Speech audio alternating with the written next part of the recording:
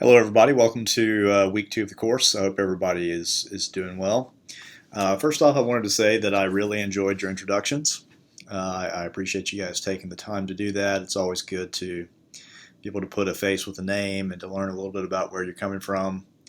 I was happy to see that a lot of the students in the class are from the Sarasota campuses, which is where I am. So I posted on several people's introductions that if you have any questions or you just want to stop by and chat about the reading that week or something like that, please feel free to stop by my office on the second floor in the Sarasota Manatee campus, C266. I'm in the College of Arts and Sciences suite.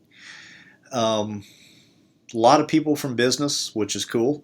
It seems like there are a lot of accounting people and people who are pursuing business degrees, and I thought we had a really good mix of people, which is cool. I like that because it demonstrates that this is a topic that no matter what our major is, whether it's biology, whether it's accounting, whether it's marketing, or whether it's political science, this is a topic that's relevant to all of us, right? So it sort of underscores that important fact.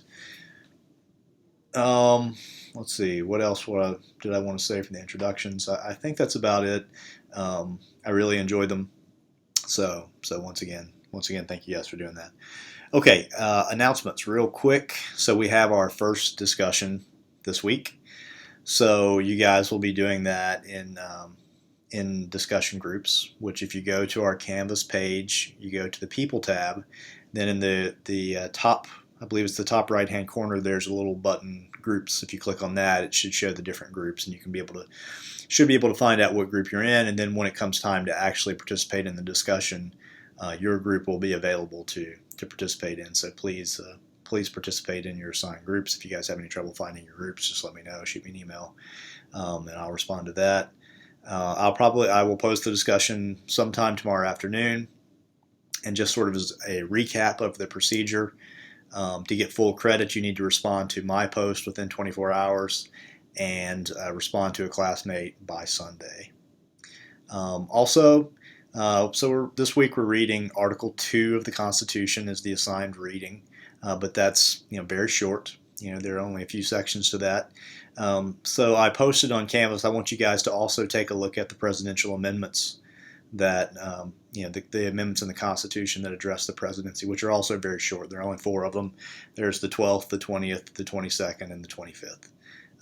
Once again, that should just take a few more minutes. I posted a link on the Canvas announcement that'll take you right to the website. So just have a look at those as well. It just helps to sort of see the historical development of the presidency.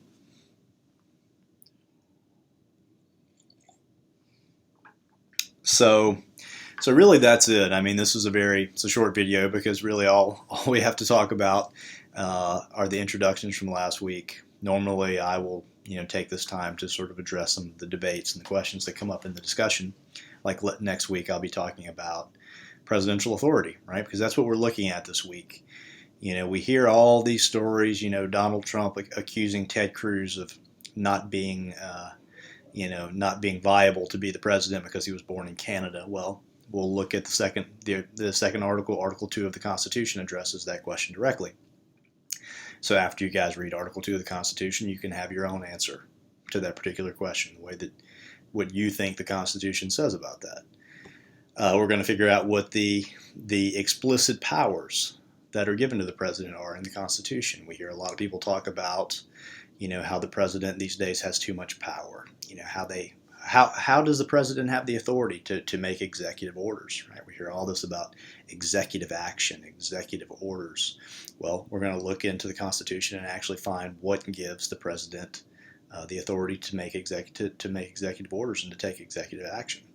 We're going to find out, and this is important for now, how the president's actually elected. And you'll see that this is, it's been modified slightly through the years because it was a bizarre system, and it's still, to some degree, a bizarre system that's set up in presidential elections, but one that I think is effective for what it tries to do.